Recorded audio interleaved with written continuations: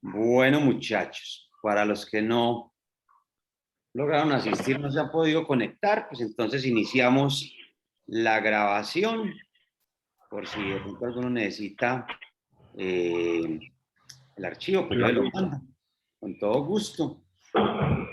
Nosotros hemos venido trabajando, ¿cierto? ¿Se ve mi pantalla ahí o no? Sí, profe. Bueno, entonces nosotros hemos venido trabajando todo el tema de el derecho internacional público,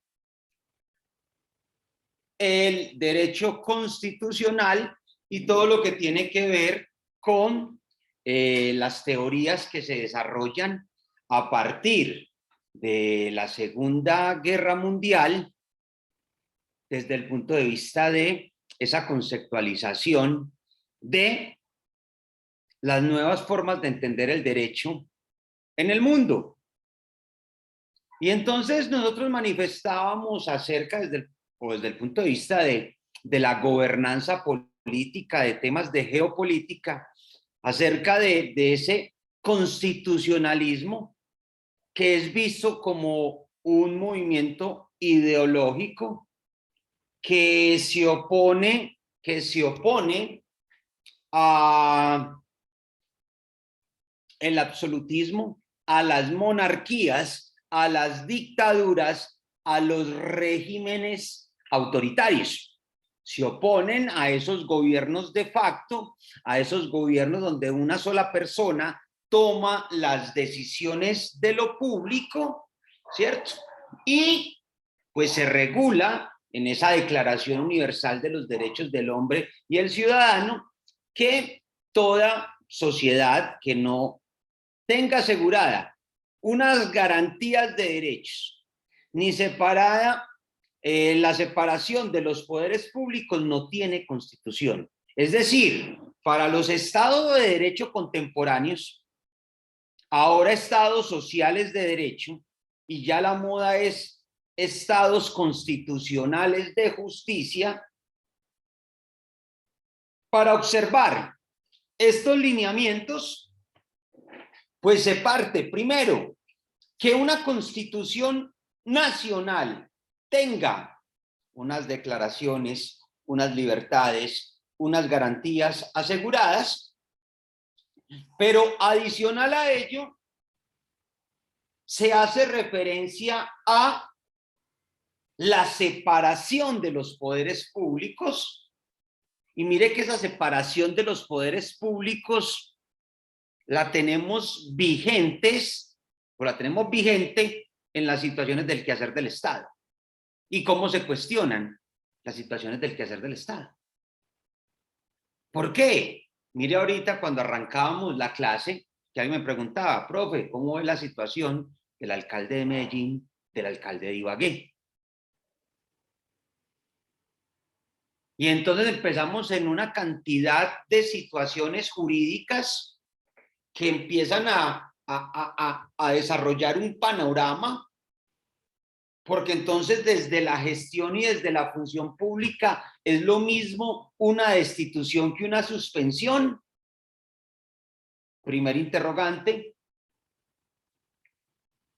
¿Es lo mismo o si la Procuraduría no tiene la facultad de destituir, que es la sanción más gravosa para un servidor público elegido por voto popular, tendrá la facultad para suspender en sus funciones a 2 alcaldes? Tercero, si ya la Corte Interamericana de Derechos Humanos se ha manifestado frente a esas competencias que están dentro del texto constitucional, pero esas competencias dentro del texto constitucional están en contravía de la Convención Interamericana, entonces el Estado está incumpliendo con esos derechos humanos consagrados desde un ordenamiento jurídico supranacional. Entonces miren que ya las decisiones en lo público no solo son observadas desde un tamizaje, desde una normativa interna, sino que también empiezan a ser analizadas desde un nuevo contexto que tiene que ver con el rol de la jurisprudencia constitucional, pero también con el rol de la jurisprudencia convencional. Y entonces nosotros hemos venido hablando, ¿cierto? Y hemos manifestado, ¿cierto? Desde el punto de vista del derecho internacional sobre ese concepto de protección multinivel de los derechos humanos que surge, y reitero nuevamente la idea, esto surge a partir de Primera, Segunda Guerra Mundial, Sociedad de Naciones, posteriormente Organización de Naciones Unidas, que empiezan a suscribir tratados internacionales buscando que a través de la cortesía internacional, a través de la diplomacia, a través de los protocolos, los países no lleguen a un conflicto bélico, sino que previamente a ello, pues se busque una salida negociada a las diferentes tensiones y a los diferentes conflictos que se pueden dar de alguna manera en el escenario internacional. Y entonces nosotros a partir de la Segunda Guerra Mundial, nosotros a partir de la mitad del siglo anterior, dimos un brinco grandísimo en lo que entendemos por derecho, porque antes los estados solo custodiaban y cuidaban y protegían en virtud del principio de autonomía y el principio de autodeterminación de los pueblos, la posibilidad, jóvenes, solo de crear su ordenamiento jurídico interno. A partir de la Segunda Guerra Mundial y a partir de ese fenómeno que se denomina neoconstitucionalismo, y entre ese fenómeno del neoconstitucionalismo también se habla de otras figuras como el bloque de constitucionalidad y el control de convencionalidad, pues empiezan los ordenamientos jurídicos internos de los estados a migrar en una configuración, en un engranaje del ordenamiento jurídico, no solo desde el punto de vista del texto constitucional como norma superior del Estado, sino que ese texto constitucional abre dispositivos amplificadores que conectan, que vuelven un puente, el derecho interno con el derecho internacional. Y entonces es ahí cuando uno empieza a hablar de diferentes normativas internacionales como las que hemos tratado y hacemos referencia, jóvenes, precisamente a esos convenios internacionales. Hacemos referencia a ese constitucionalismo moderno que yo lo digo de plano, es un discurso político que se gesta a partir de la posguerra, es un discurso político y es un discurso que busca tres escenarios puntuales. El primero de ellos es el reconocimiento y yo creo que en esa etapa de reconocimiento ya la comunidad internacional ha ganado una gran cantidad de normas internacionales que reconocen, que declaran y que otorgan garantías a los individuos, a los estados, a los sujetos de derecho internacional para participar en la actividad política internacional, supranacional y nacional. Yo pensaría que en este momento histórico, no estamos en un momento de reconocimiento, porque ya los instrumentos internacionales están. ¿Recuerdan cuando hacíamos las exposiciones que aleatoriamente se asignó un tratado internacional?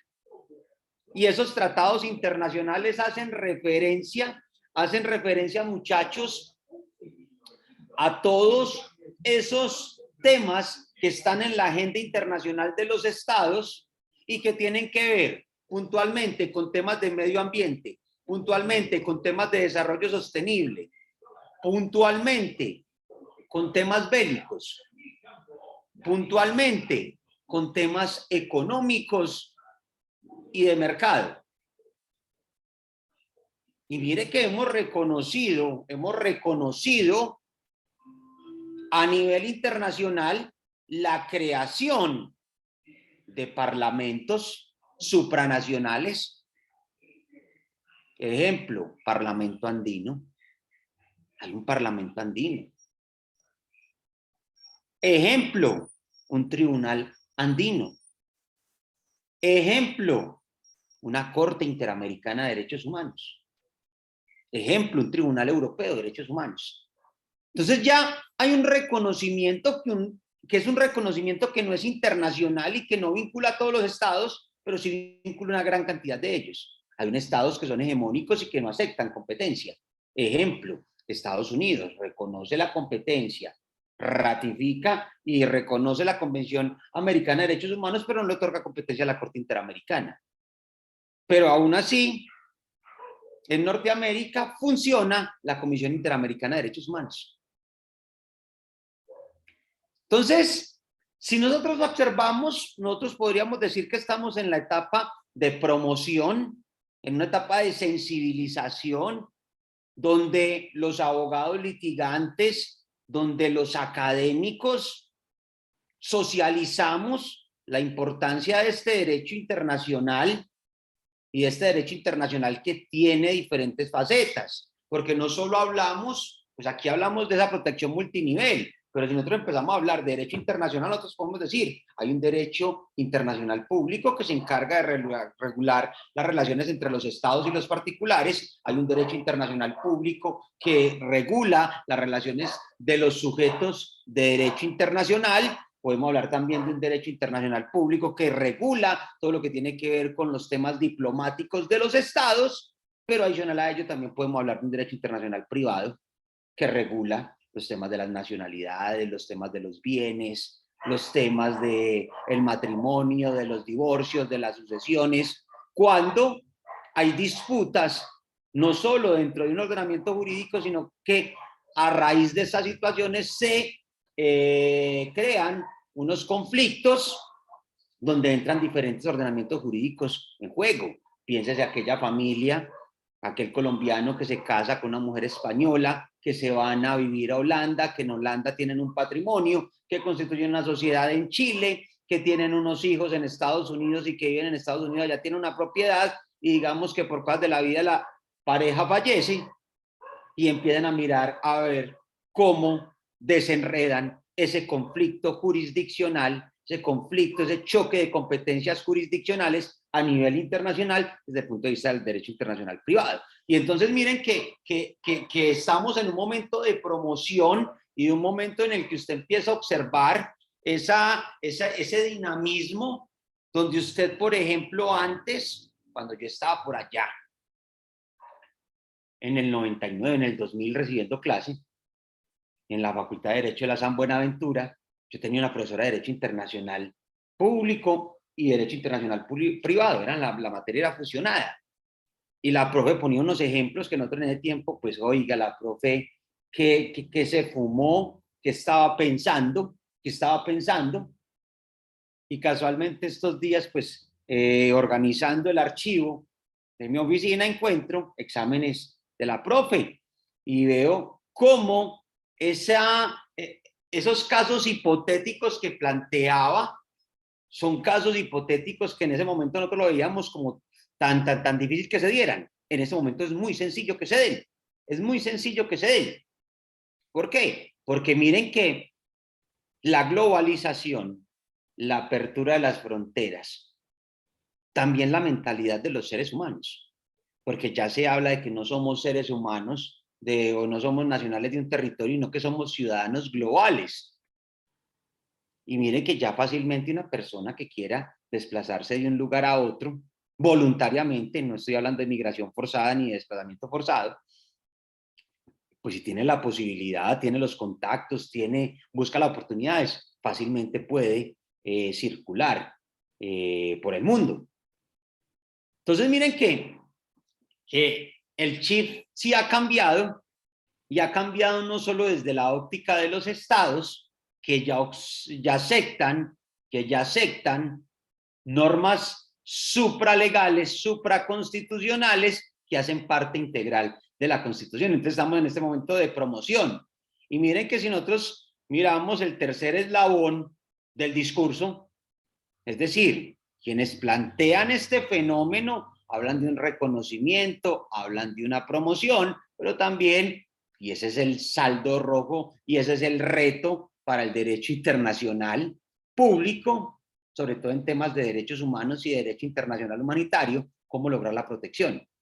¿Y cómo lograr la protección? Porque si bien existen normativas nacionales, si bien existen normativas supranacionales que de 5 continentes solo aplican para América, para África y para Europa, quedando Asia y Oceanía en veremos, cómo llegar a ese carácter vinculante desde el derecho internacional. Y ese carácter vinculante, vean, y mandaba a ser el conflicto Rusia-Ucrania.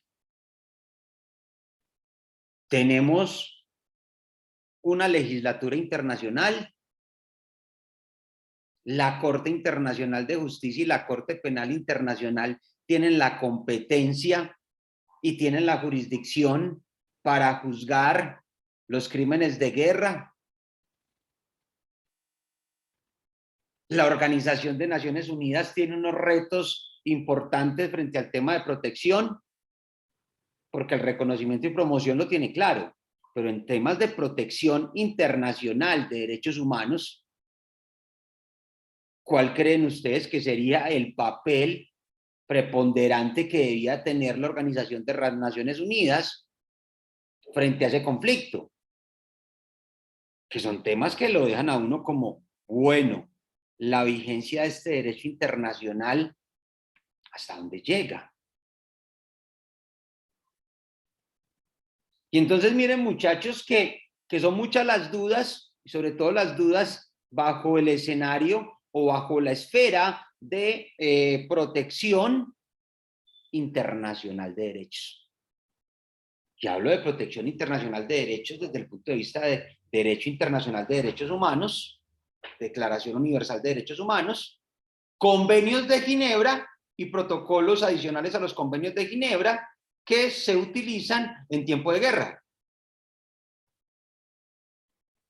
¿Será que esos convenios de Ginebra y los protocolos adicionales están siendo observados dentro del conflicto bélico internacional que estamos tomando como referente?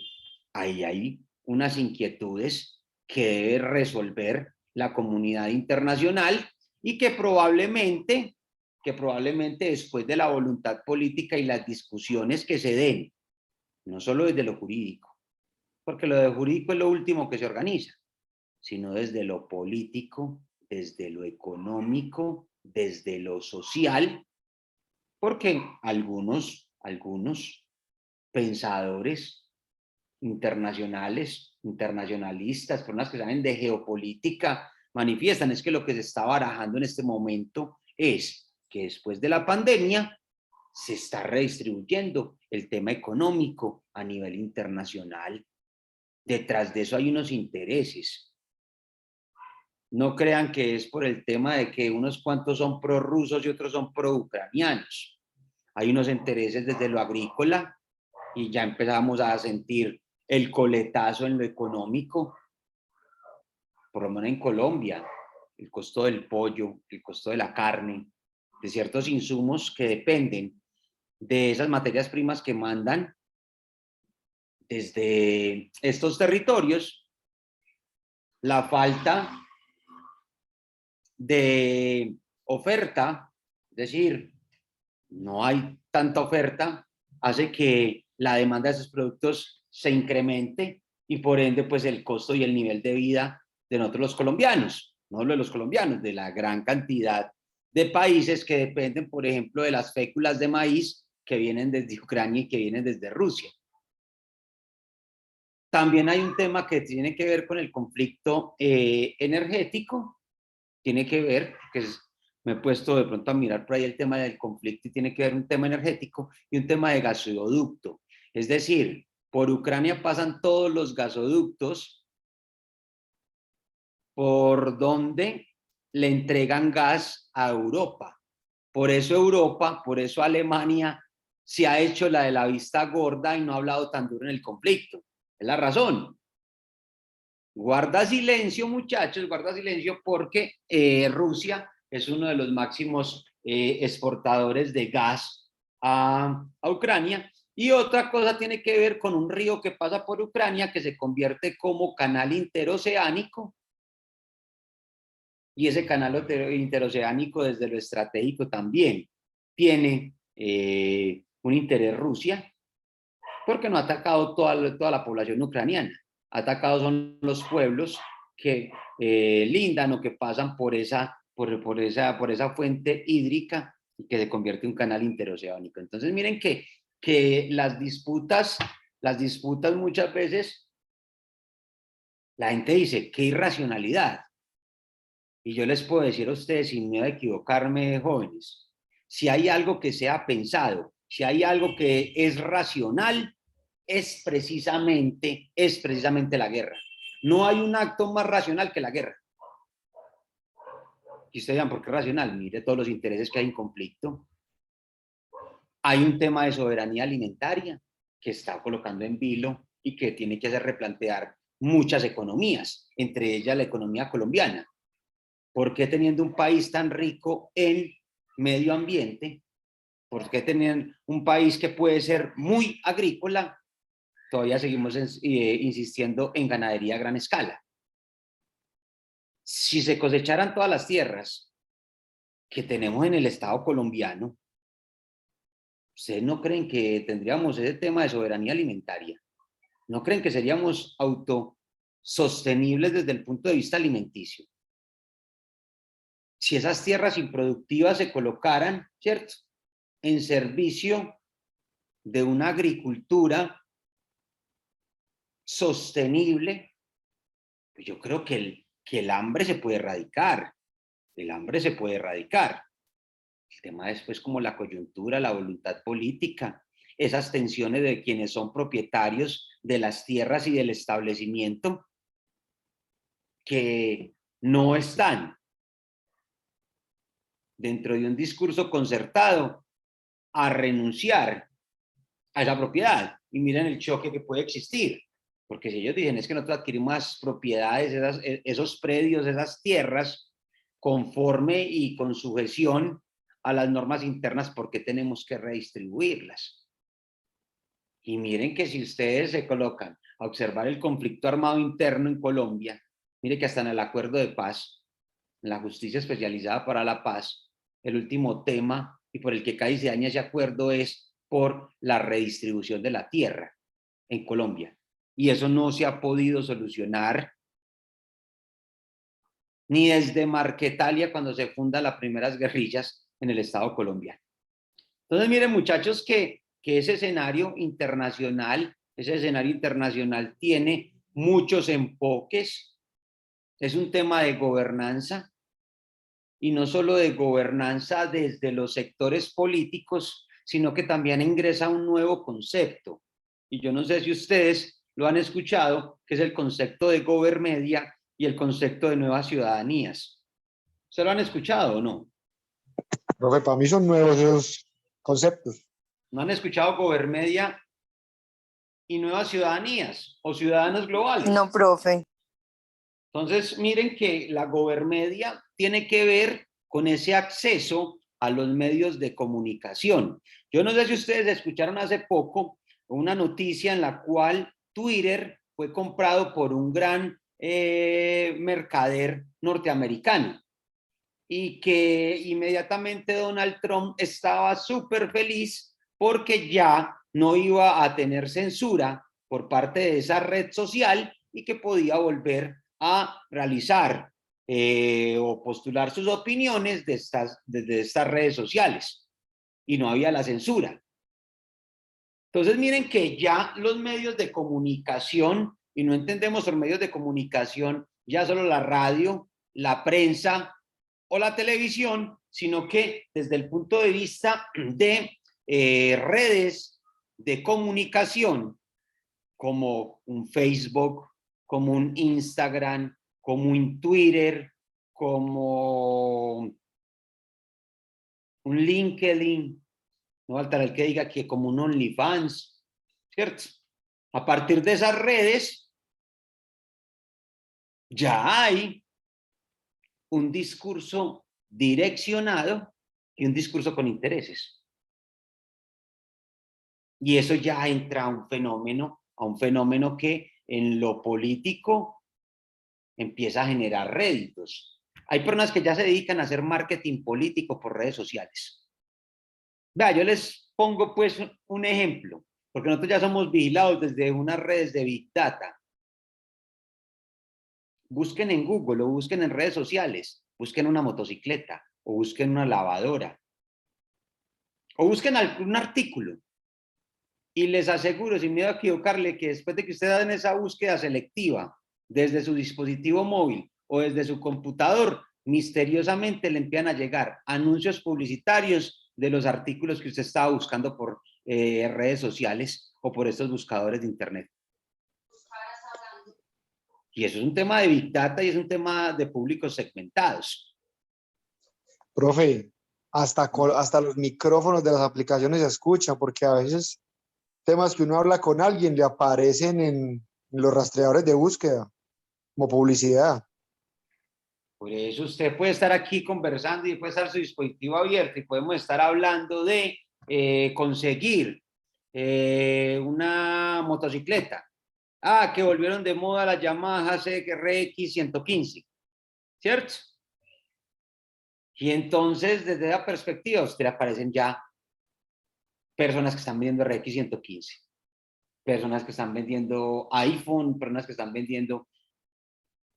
Entonces, miren que viene un cambio de contexto, un cambio de paradigma, y ese cambio de paradigma también va a impactar lo que entendemos por derechos humanos, porque no solo vamos a entender derechos humanos desde una perspectiva netamente presencial, física, sino que ya los derechos humanos migran a otros escenarios impensables.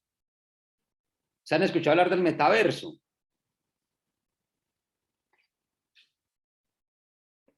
¿O no? ¿Les han hablado del metaverso? Sí, profe, hasta lo discutíamos, la clase, una de las clases de los Okay. problemas jurídicos que están al interior del metaverso, lo del abuso sexual al interior. Se hablaba un acto sexual abusivo en metaverso. Allá tienen que llegar los derechos humanos. Entonces, mire que hay unas fisuras y unos retos. Entonces, habíamos hablado de esta protección nacional, supranacional, internacional y de estos escenarios de reconocimiento, promoción y protección de estos derechos. Y entonces aquí empieza a verse unas fisuras para algunos, para otros unas garantías, y me incluyo desde el punto de vista de garantías, porque si nosotros nos ponemos a observar esta diapositiva que estamos viendo, pues nos habla de un concepto que ha cogido mucha fuerza, que la Corte Constitucional Colombiana lo ha reconocido a partir del año 1995 y que es traída de el constitucionalismo francés. Y es la figura del bloque de constitucionalidad. Y entonces, nosotros vemos acá una pirámide normativa con la cual nos enseñan a nosotros el derecho. ¿Sí o no? Cuando uno está por allá en introducción en derecho, cuando uno está en derecho constitucional, a uno le dicen, vea, hay unas jerarquías normativas. Hay unas jerarquías normativas. Y dentro de esas jerarquías normativas, pues está la Constitución como norma de normas. Y ya empiezan a decir, no, es que ya la Constitución no solo es la norma de normas. En la cúspide del ordenamiento jurídico colombiano tenemos el bloque de constitucionalidad. Y entendemos ese bloque de constitucionalidad como el texto escrito de la Constitución, los tratados internacionales que versan sobre derechos humanos y sobre derecho internacional humanitario. Y aquí me falta una cosa que colocar: las leyes estatutarias que versan sobre derechos fundamentales, según el artículo 152 constitucional. ¿Qué encuentra usted en el bloque de constitucionalidad como máximo engranaje normativo?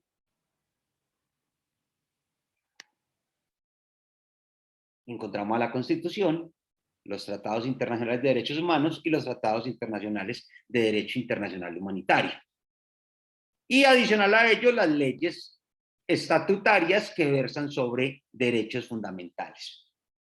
Entonces, miren que este bloque de constitucionalidad se refiere a aquellas normas y principios que, sin aparecer formalmente en el articulado del texto constitucional, son utilizados como parámetros de control de constitucionalidad de las leyes, por cuanto han sido normativamente integrados a la Constitución y por mandato expreso del texto constitucional.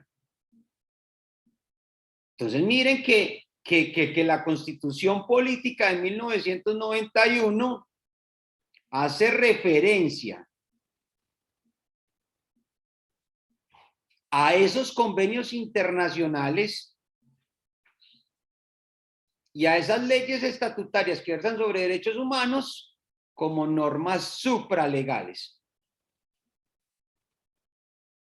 Como normas supralegales, es decir, que gozan de ese principio de supremacía que está en el artículo 4º de la Constitución Nacional.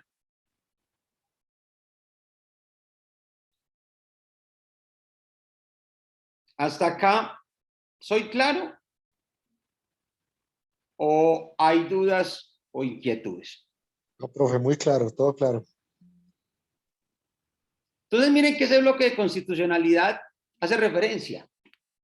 Disposiciones. Y si nosotros vemos disposiciones constitucionales que hablen del bloque de constitucionalidad, por lo menos hay 6 disposiciones importantes. Primera, artículo 4º, supremacía constitucional. En caso de incompatibilidad entre la Constitución y la ley, se aplicarán disposiciones constitucionales. Entiéndase por Constitución, no solo la Constitución, sino tratados internacionales.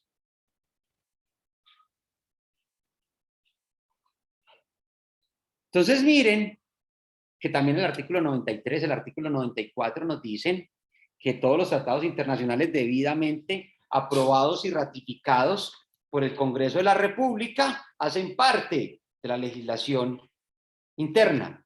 Miren cómo el artículo 214, numeral segundo de la Constitución Nacional dice que aún en estados de excepción, el gobierno nacional no puede suspender los derechos y garantías consagrados en los tratados internacionales.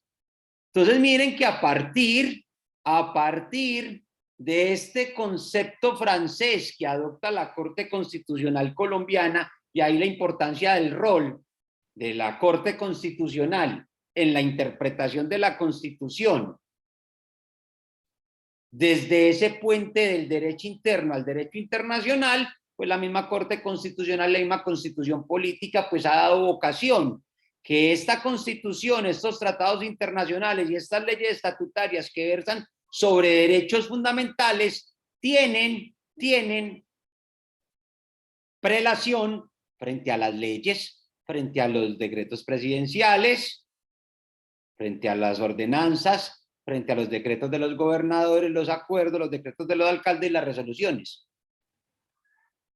Desde esa perspectiva, cualquier normativa de inferior jerarquía no puede ser aplicada dentro del ordenamiento jurídico interno.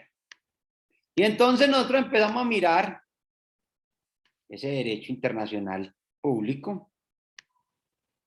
Y miren la cantidad de instrumentos internacionales que tiene ratificación el Estado colombiano y que tienen plena vigencia entre el ordenamiento jurídico colombiano. Miren que a nosotros nos aplica ese Pacto Internacional de los Derechos Civiles y Políticos. Es aprobado por la Ley 74 de 1968 y es ratificado en el año 1969. Es decir, la ratificación de este tratado internacional, de este compromiso internacional, es una aprobación, una ratificación preconstitucional. Es decir, cuando entra en vigencia la Constitución de 1991, Colombia ya tenía el compromiso. Este pacto internacional ya hace parte del ordenamiento jurídico interno por mandato expreso de la Constitución Nacional. Mire que nos habla también del Pacto Internacional de los Derechos Civiles, Económicos, Sociales y Culturales, la Convención para la Prevención y Sanción del Delito del Genocidio, la Convención Internacional sobre la Eliminación de todas las formas de discriminación racial, toda la que tiene que ver con la eliminación de discriminación contra la mujer o convención conocida como Convención Belén do Pará, Convención Internacional sobre los Derechos del Niño, convenio número 169 de la Organización Internacional del Trabajo, Convención contra la Tortura y otros tratos o penas crueles e inhumanas, Convención Internacional sobre la protección de los derechos de todos los trabajadores migratorios y de sus familiares, y esas son normas del derecho internacional de los derechos humanos. Es decir, aquí hay normas del derecho internacional de derechos humanos que se encuentran adjuntas, integradas al texto constitucional. Y miren que no solo derecho internacional de los derechos humanos, sino también derecho internacional humanitario. Es decir, todas esas disposiciones, los derechos humanos se aplican en todo tiempo y en todo momento y en todo lugar, a diferencia del derecho internacional humanitario que se aplica en momentos de guerra. Y para el caso colombiano, pues tenemos ese convenio de Ginebra del 12 de agosto de 1949 que ha sido ratificado por Colombia, ley también preconstitucional. Y mire que ese tratado nos habla de los heridos, los enfermos, de las Fuerzas Armadas que están en actividades bélicas. También el convenio de Ginebra que nos habla para aliviar la suerte que corren los heridos, los enfermos y los náufragos de las Fuerzas Armadas en el mar. Todo lo que tiene que ver con el trato debido a los prisioneros de guerra, que es el convenio tercero, el convenio tercero. Todo lo relativo a la protección de vida a los civiles en tiempo de guerra, convenio cuarto, y los protocolos adicionales a los convenios de Ginebra, que son del año 1949, que nos habla acerca de la protección de las víctimas de los conflictos armados sin carácter internacional y que hacen referencia a las víctimas dentro del conflicto armado interno. Tenemos también, pues, otro convenio, que es el Estatuto de Roma, que aquí hicieron una jugarreta estratégica porque el Estatuto de Roma fue aprobado por la Ley 742 el 5 de junio del 2002, pero aquí lo estratégico fue que se le otorgó plena competencia a la Corte Penal Internacional, pero con una vigencia en ultraactividad, es decir, una vigencia posterior. Se dijo en el gobierno de ese entonces, y ustedes ya averiguarán, que las competencias y la jurisdicción de la Corte Penal Internacional se daría a partir del año 2010 en adelante. Es decir, que la Corte carece de competencia y carece de jurisdicción para juzgar crímenes de lesa humanidad desde el año 2010 hacia el pasado. Por eso, en este momento, la Corte Penal Internacional pues ha tenido algunas recomendaciones, algunas visitas de seguimiento, algunos incidentes con el Estado colombiano, pero como tal pues no se ha llevado un caso formalmente contra el Estado colombiano ante la Corte Penal Internacional.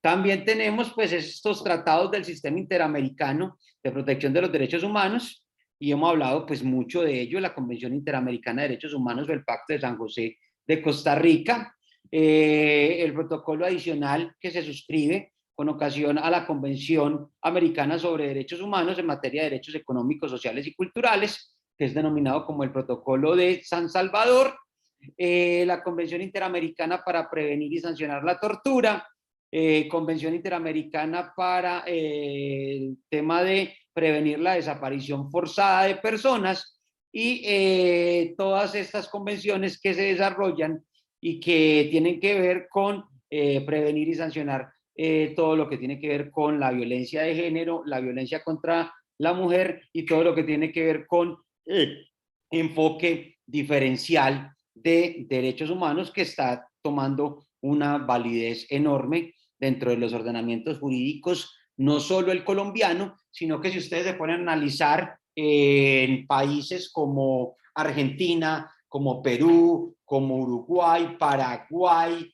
Ecuador, México, Honduras, pues están en este momento en esa ebullición y están desde el punto de vista jurisdiccional y desde el punto de vista académico, pues dándole fortaleza y buscando acerca sobre estos dos conceptos que les planteo en estas otras diapositivas. Y entonces aquí tenemos que hacer referencia, ¿cierto?, a algo que la gente suele denominar de la misma manera, pero son dos cosas totalmente distintas, jóvenes. La gente suele hablar de control de convencionalidad como si fuera lo mismo que control de constitucionalidad. Y son dos cosas totalmente distintas. Son dos cosas totalmente distintas, jóvenes. La gente confunde. Dice, no, control de convencionalidad y control de constitucionalidad. Y no son lo mismo, jóvenes. Y entonces ustedes dirán, ¿por qué? Porque el control depende de varias situaciones que podemos plantear. Iniciemos con el control de convencionalidad. Cuando hablamos de control de convencionalidad, tenemos que hacer diferenciación en que existen dos tipos de controles de convencionalidad. Un control de convencionalidad directo o concentrado y un control de convencionalidad indirecto o difuso. ¿Cómo así, profe? Cuando estamos en presencia de un control de convencionalidad concentrado, de un control de convencionalidad directo, estamos haciendo referencia a la actividad jurisdiccional que hace el organismo supralegal de analizar las declaraciones, las libertades y las garantías establecidas en el tratado internacional. Y entonces, un ejemplo, un claro ejemplo de control de convencionalidad concentrado, lo observamos cuando la Corte Interamericana de Derechos Humanos llama a un Estado parte a que responda previa citación y audiencia de la Comisión Interamericana de Derechos Humanos, que funge como un fiscal para que responda frente a unas acusaciones que hace la comisión. Cuando la Corte está fallando un caso presentado por la Comisión Interamericana de Derechos Humanos ante la Corte contra un Estado, porque aquí siempre llaman a un Estado, aquí no llaman a particulares, ojo con eso. La Corte contrasta las normas internas de los Estados, incluida la Constitución. Y aquí les hago referencia a algo, si ustedes algún día quieren litigar en Sistema Interamericano de Derechos Humanos. Recuerden que para los tribunales internacionales, las leyes internas de los estados no son hechos notorios. Para las cortes internacionales, las normas internas de los estados, incluida la Constitución, son hechos que se tienen que probar ante el Tribunal Internacional. Y eso lo ha dicho la Corte Permanente de Justicia Internacional, que es el antecedente a la Corte Internacional de Justicia, en un caso alemán en la Alta Silesia polaca de 1926. Entonces, cuando estamos en presencia de ese control de convencionalidad directo, es el Tribunal Internacional que se encarga de verificar el cumplimiento de las disposiciones internacionales. Y el método para accionarlo se da a través de procedimiento o de denuncia internacional. Entonces miren que en estas cortes internacionales, y puedo hablar de Tribunal Europeo de Derechos Humanos, puedo hablar de Corte Africana de Derechos Humanos, puedo hablar de Corte Interamericana de Derechos Humanos, existen comisiones que activan el caso en escenario jurisdiccional. Ah, profe, pero ¿cómo así? ¿Usted por qué me habla de escenario jurisdiccional? Porque la comisión, por ejemplo, en el caso interamericano, la Comisión Interamericana de Derechos Humanos puede hacer recomendaciones al Estado, previo a someter el caso ante corte. Es decir, la comisión puede tener, se podría decir, algunas facultades de inspección, vigilancia y control en el seguimiento de derechos humanos y puede hacerle recomendaciones. Vea, Estado colombiano, está incumpliendo la convención. Ahí estaríamos en control de convencionalidad concentrado. No, porque el control de convencionalidad concentrado es el que realiza el tribunal o corte internacional previo a un procedimiento o una denuncia internacional, sea a petición de parte, víctimas, o sea por intermedio de la Comisión Interamericana de Derechos Humanos. Y en este control de convencionalidad concentrado, pues lo que se busca precisamente es el reconocimiento de un fallo y la existencia de un hecho internacionalmente ilícito, es decir, una violación con ocasión al incumplimiento de los tratados internacionales que han sido denunciados por parte del ente acusador dentro del sistema judicial internacional. Cosa distinta, muchachos, que ocurre con el control difuso de convencionalidad, que busca que los efectos y disposiciones de la convención se apliquen dentro de los ordenamientos jurídicos internos mediante el control de convencionalidad difuso. Entonces aquí empieza el juego de palabras y el juego interesante de este discurso del derecho internacional, porque nosotros como abogados litigantes, nosotros como operadores jurídicos podemos solicitar en un caso judicial o administrativo que se aplique el control difuso de convencionalidad. Porque en palabras de la Corte Interamericana de Derechos Humanos, ese control difuso de convencionalidad se entendería en primera instancia que lo cumple la rama judicial del poder público.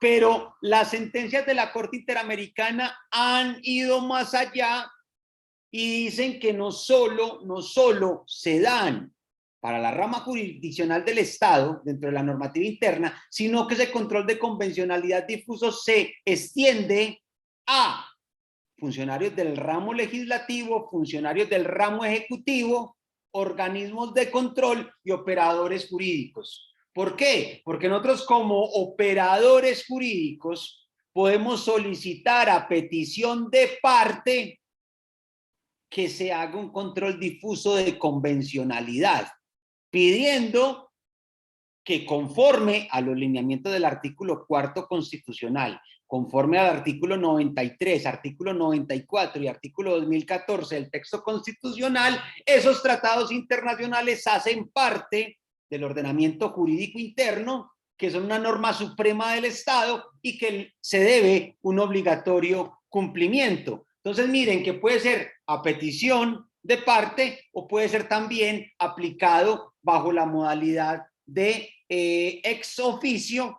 que tiene que ver con las competencias que tiene el funcionario judicial, que tiene el operador jurídico al momento de decidir un caso. Y he visto ya en algunos pronunciamientos de entidades administrativas cómo han hecho control difuso de convencionalidad, por ejemplo, en temas de protección de niños, niñas y adolescentes, con base en todas las disposiciones que trae esta convención. Y miren que un defensor de familia, miren cómo un operador jurídico, del nivel administrativo puede fundamentar una decisión no solo desde disposiciones constitucionales, sino que también puede fundamentar la decisión dentro de disposiciones convencionales, pese a que no es jurisdicción internacional, sino como operador administrativo solicita o sustenta su decisión desde disposiciones convencionales. Entonces, miren que nosotros también como abogados litigantes, cuando llevamos un caso, por ejemplo, un caso en justicia ordinaria, por ejemplo, un caso en justicia constitucional, podemos manifestarle al juez de conocimiento de nuestro país que al momento de dictar sentencia haga un análisis desde el control difuso de convencionalidad, sabiéndolo sustentar desde las disposiciones constitucionales. Entonces tenemos acá claridad frente a los dos tipos de controles de convencionalidad, directo y difuso, o hay algo que deba profundizar. Una pregunta, ¿cómo sería la forma de, se habla de demostrar la normatividad del país? Esa parte me quedó como con duda. Bueno, entonces ya el tema es libertad probatoria. Me estás preguntando cómo se prueba. Recuerda que la normativa interna, entre ellas la Constitución, son hechos. Entonces el abogado litigante tendrá que certificar, ¿cierto?, la Asamblea Nacional Constituyente, cuándo fue emitido el texto constitucional. Tendrá que certificar las normas internas y tiene que llevarlas a juicio, tiene que acreditarlas. Miren que los jueces de la República, cuando van a fallar un caso dentro de la jurisdicción interna, desde el derecho procesal y desde el derecho probatorio nos dicen, los jueces colombianos conocen las normas y conocen los precedentes. Es obligatorio cumplimiento de los jueces internos conocer la normativa interna del Estado. Pero en los tribunales internacionales es deber de los estados probar, acreditar a través de los medios probatorios la existencia de las normas internas a través de las certificaciones y los métodos de prueba. ¿Sí me hago entender? Uno en un tribunal internacional no puede dar por sentado que el juez internacional conoce la Constitución y conoce la normativa interna. Hay que presentarla, hay que acreditarla y hay que alegarla al interior del proceso internacional. No sé si le despejo la duda, compa.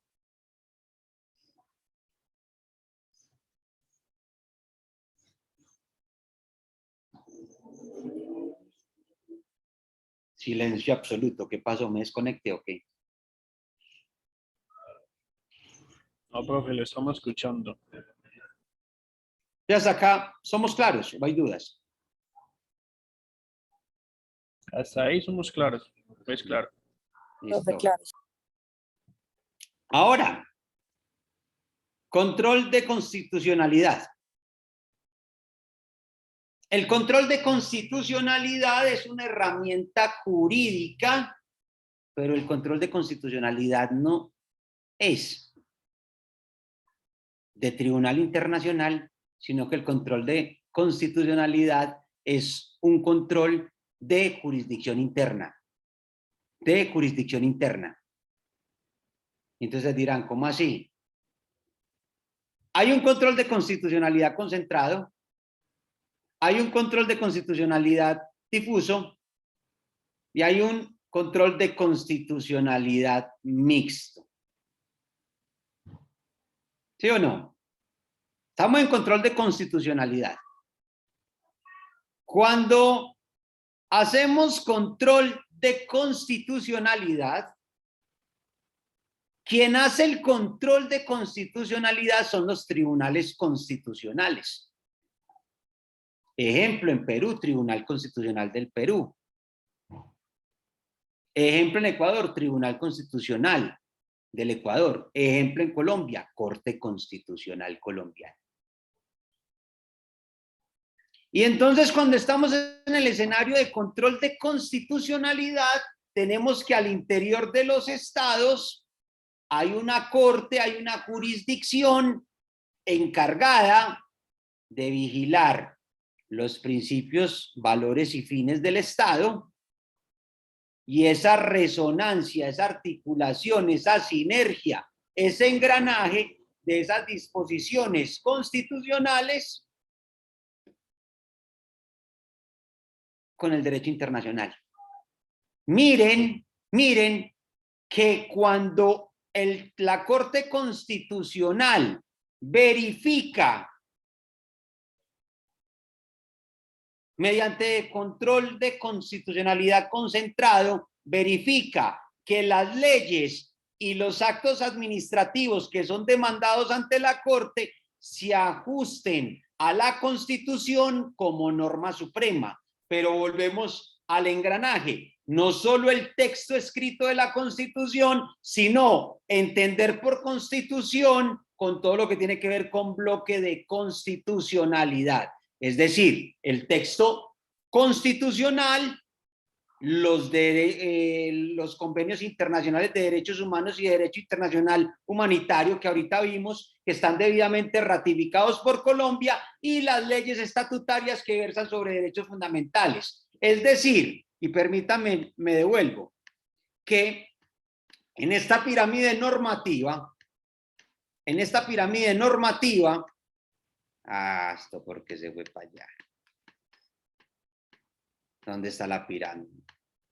La embolaté. Espérenme un segundo, ¿qué pasó aquí?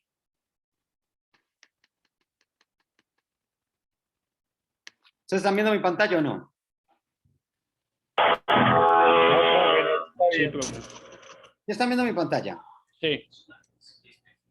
Entonces acá, en esta pirámide normativa, cuando estamos en bloque, en control de constitucionalidad concentrado, las leyes, decretos presidenciales, ordenanzas, decretos de gobernadores, acuerdos, decretos de alcaldes, resoluciones, deben estar conforme a la Constitución, tratados internacionales, derechos humanos, de derecho internacional humanitario y leyes estatutarias que versan sobre derechos fundamentales.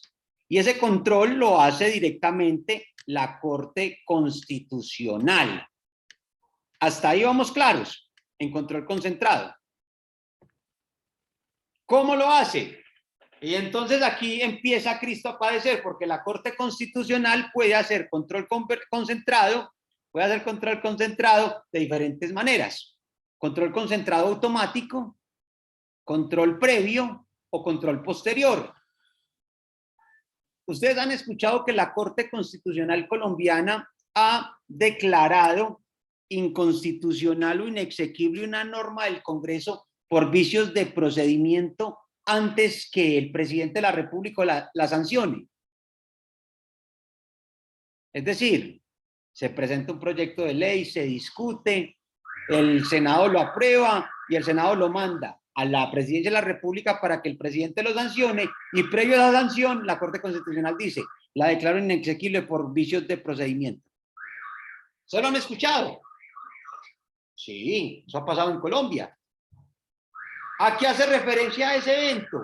A el control de constitucionalidad previo, concentrado, que realiza la Corte Constitucional colombiana. Y estamos hablando del previo. Hay control de convencionalidad automático. Y el control de convencionalidad automático se da cuando el Congreso de la República presenta un proyecto de ley, discute el proyecto de ley, se aprueba y pasa al presidente, el presidente lo sanciona, y una vez el presidente sanciona esa ley de la República, pasa automáticamente, por eso se llama control automático de constitucionalidad, a la Corte Constitucionalidad, la Corte Constitucional para que revise. Puede que la Corte revise, puede que la Corte no revise. Y hay otra modalidad como ingresa el control de constitucionalidad concentrado, que es a través de una acción constitucional que está en la Constitución Política de 1991 y tiene que ver con la demanda pública de inconstitucionalidad. Cualquier ciudadano puede acudir ante la Corte Constitucional para demandar una ley que se encuentre en contravía a las disposiciones constitucionales. Entiéndase por disposiciones constitucionales, Constitución, tratados internacionales de derechos humanos, de derecho internacional humanitario y leyes estatutarias que versan sobre derechos fundamentales. Entonces mire que puede ingresar un control concentrado, previo, automático y posterior, en el cual el ciudadano puede decir, vea, es que está en contravía de la Constitución. ¿Y cuál es la funcionalidad de este control concentrado? Excluir, declarar inexequibles normas dentro del ordenamiento jurídico. Cosa distinta que ocurre con el control de constitucionalidad difuso. ¿Quiénes hacen control de constitucionalidad difuso en Colombia? Todos los jueces de la República. Por una sencilla razón, muchachos. Porque todos los jueces de la República son jueces constitucionales. Y como jueces constitucionales, tienen bajo su conocimiento acciones de tutela y acciones de habeas corpus. Yo no sé si ustedes dieron cuenta, pero en Bucaramanga en este momento hay un lío de Padre y Señor Nuestro por habeas corpus. Le dañaron y hoy viernes 13, yo no sé si fue maldad. Un abogado presentó en Bucaramanga 900 solicitudes de habeas corpus porque no se había definido situación jurídica y una cantidad de personas privadas de la libertad en estaciones de policía. ¿Ustedes sabían eso?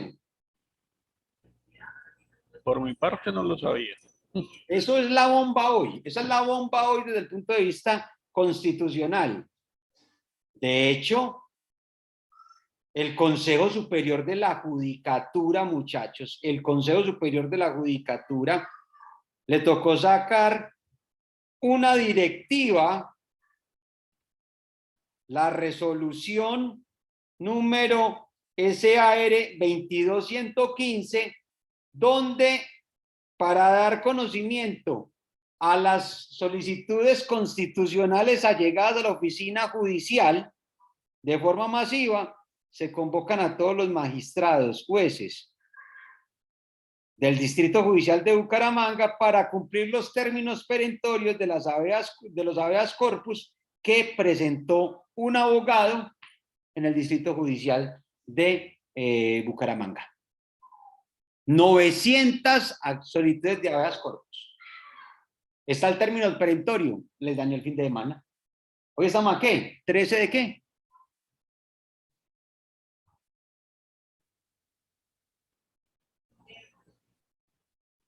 Viernes 13. ¿No le tienen como algo de Agüero, no. agüero? Entonces miren que eso va a ser una situación. Y miren que es un control de constitucionalidad difuso, porque en el control de constitucionalidad difuso lo que se busca en un habeas corpus es precisamente proteger los derechos a la libertad y en una acción de tutela la protección de los derechos constitucionales. Y hay otra forma que es el control de constitucionalidad mixto o es el control de excepción de inconstitucionalidad. Y este sí es más complejo. Muchos funcionarios judiciales, muchos operadores jurídicos no lo aplican por miedo a el prevaricato, al prevaricato, y tiene que ver con aquellas normas que formalmente están expedidas, que formalmente están integradas al texto constitucional, pero materialmente son inconstitucionales. Y este es el más complejo. Piénsese, yo no sé si yo le he contado a ustedes el caso, aquel de aquella señora que vivía en un apartamento rentado, que esa señora se queda sin trabajo, que esa señora estaba en embarazo, que esa señora tuvo el niño, estaba en el proceso de lactancia, estaba en esos 3 meses, 4 meses de protección de lactancia y salió en un juzgado la orden de entrega de un inmueble. Cuando el inspector de policía, quien realiza la orden de entrega del inmueble, el lanzamiento, como lo llaman los litigantes en civil, la señora se opone a la diligencia de entrega toda vez que ella es un sujeto de especial protección del Estado y el inspector de policía manifiesta: si bien hay una orden judicial de por medio, yo realizo este control de constitucionalidad, esa excepción de inconstitucionalidad y no aplico esa orden judicial hasta que no cese el momento de especial protección del Estado. Para el abogado que representaba al propietario del inmueble, puede ser el exabrupto más grande del mundo. Para el abogado que representaba los intereses de la madre lactante, que sería el motivo de orgullo y un motivo de felicidad, porque un inspector de policía que es tan legalista está aplicando disposiciones constitucionales, suspendiendo el efecto de una decisión judicial por garantizar intereses superiores del menor y por garantizar disposiciones constitucionales. Entonces miren que desde el punto de vista de la jurisdicción colombiana, pues tenemos que la Corte Constitucional realiza un control concentrado de las disposiciones constitucionales, pero miren que la jurisdicción ordinaria, la jurisdicción de lo contencioso administrativo y las jurisdicciones especiales también realizan un control de constitucionalidad difuso porque fallan acciones de tutela y fallan acciones de habeas corpus. ¿Dudas, preguntas, inquietudes, quejas, comentarios, reclamos? Claro, profe, claro, todo muy claro. Listo.